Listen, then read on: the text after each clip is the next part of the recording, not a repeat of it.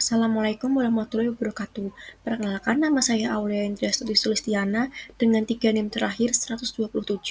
Di sini saya akan mempresentasikan mengenai buku 4 chapter 14 dengan judul Being Investable.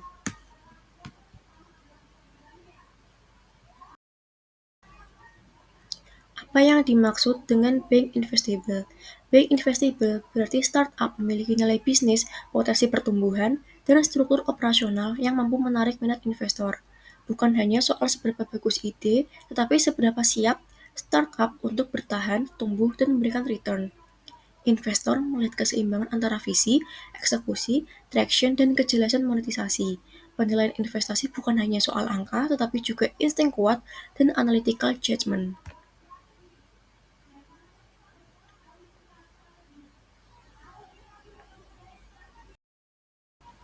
Selanjutnya, seberapa penting mentorship dalam investability.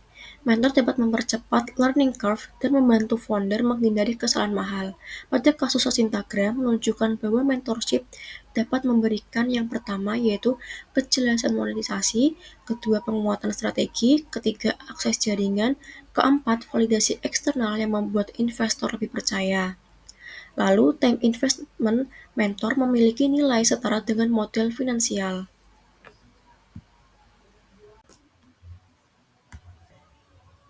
Selanjutnya ada 3 kategori dari startup. Yang pertama yaitu IP LED business. Ini adalah startup yang memiliki mengembangkan teknologi inti yang sulit ditiru, biasanya terkait dengan paten atau inovasi yang sangat spesifik. Lalu kedua yaitu engagement LED business.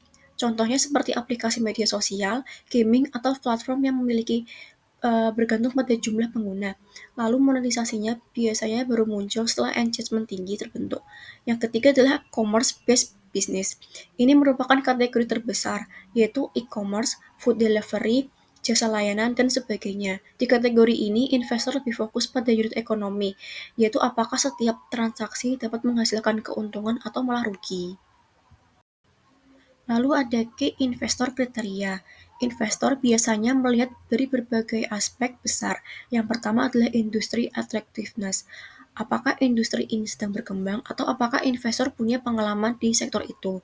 Kemudian adalah PMF, yaitu investor ingin melihat seberapa bukti bahwa masalah yang diselesaikan oleh startup memang benar-benar nyata dan bahwa solusi yang diberikan memang dibutuhkan oleh pengguna. Validasi pelanggan sangat penting di fase ini. Berikutnya adalah market opportunity. Tidak cukup hanya memiliki produk yang bagus, pasarnya harus cukup besar untuk memberi ruang tumbuh. Investor tidak hanya bisnis bertahan, tapi berkembang 2-3 kali lipat dalam waktu relatif singkat. Lalu ada key investor evaluation kriteria. Yang pertama ada traction dan revenue. Yang pertama yaitu metrik pertumbuhan, dua engagement, lalu customer acquisition cost versus lifetime value, dan kecepatan pertumbuhan. Sedangkan di tim quality, yang pertama ada kompetensi teknis dan eksekusi, lalu kedua pengalaman bekerja di startup, yang ketiga mindset dan attitude founder, dan yang keempat merupakan ketahanan mental dalam menghadapi tekanan. Selanjutnya yaitu valuation, how investor decide. Metode valuasi yang paling umum digunakan untuk early stage yang pertama yaitu DCF atau NPV method, yaitu memprediksi cash flow masa depan yang digunakan untuk memproyeksi potensi pertumbuhan. Lalu kedua yaitu exit expectation method. Investor menentukan valuasi berdasarkan nilai target dari 6-7 tahun ke depan. Lalu yang ketiga merupakan competitive benchmarking, yaitu membandingkan dengan valuasi startup serupa di pasar. Lalu faktor yang meningkatkan valuasi yang yaitu pertama, early revenue, kedua kredibilitas founder, yang ketiga produk jelas dan GTM solid, lalu yang keempat merupakan sektor sedang naik daun.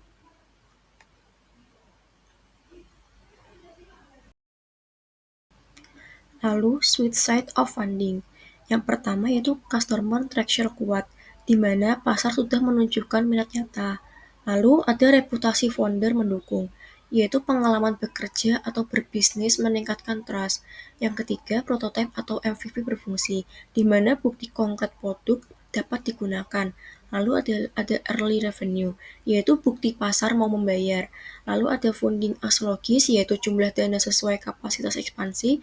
Dan sektor sedang naik daun, di mana investor lebih agresif masuk di sektor future ready seperti AI, AR, dan VR, atau educal teknologi.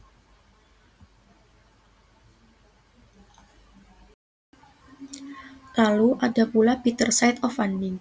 Yang pertama, yaitu ketidakpastian sektor atau regulasi. Misalnya, sektor sedang turun. Lalu yang kedua, terlalu banyak kompetitor dan tidak memiliki diferensiasi yang jelas. Lalu, kualitas tim tidak meyakinkan atau sering kehilangan co-founder. Yang keempat, yaitu produk gagal saat demo, menyebabkan kehilangan trust dari investor.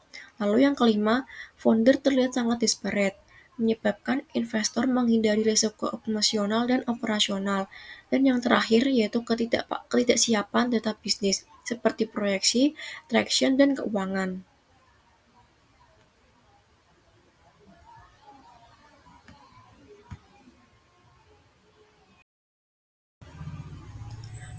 Pada buku ini juga dijelaskan mengenai studi kasus. Contoh pertama adalah Flashbot, yaitu sebuah startup di bidang pencarian kelas hobi. Awalnya mereka menghadapi beberapa masalah besar seperti tidak punya strategi monetisasi yang jelas, tingkat kompetisi tinggi, dan revenue lambat. Dengan pendampingan intensif dari mentor, mereka akhirnya melakukan pivot dan fokus pada penyedia kursus dengan nilai tinggi atau high ticket courses. Dengan perbaikan model bisnis, analis keuangan, serta strategi pemasaran digital yang lebih matang, Glassbot akhirnya mencapai titik impas atau break-even. Hal ini membuat mereka lebih mudah menarik angel investor dan menyiapkan ekspansi ke kota besar seperti Mumbai dan Bengaluru. Lalu, studi kasus lainnya adalah Simulanis, yaitu startup AR atau VR di bidang pelatihan industri. Awalnya mereka mencoba mengkonversi konten buku teknik menjadi aplikasi AR atau VR, tetapi model ini tidak scalable dan terlalu dekat dengan kompetisi penerbit besar.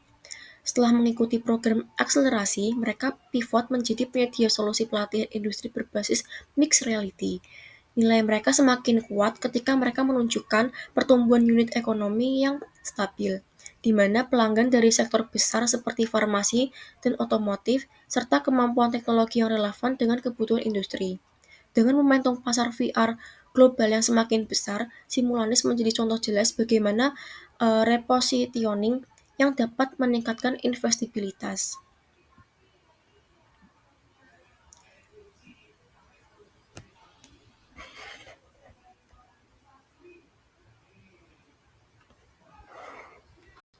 Sebagai penutup, ada beberapa poin penting yang perlu kita ingat. Yang pertama, investibilitas bukannya soal model, tapi soal kesiapan bisnis untuk tumbuh. Dan yang kedua, mentor memiliki peran besar dalam membantu startup membangun strategi dan meningkatkan daya tarik di mata investor. Yang ketiga, traction yang kuat jauh lebih berharga dibandingkan hanya dengan ide yang bagus. Yang keempat, founder yang terbuka dan responsif terhadap feedback akan lebih mudah dipercaya oleh investor. Dan terakhir, tujuan utama bukan hanya mendapat pendanaan, tapi membangun bisnis yang berkelanjutan, sehat, dan berkembang.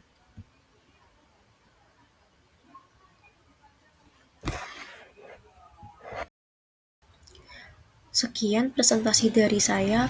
Apabila terdapat salah kata, mohon dimaafkan. Terima kasih.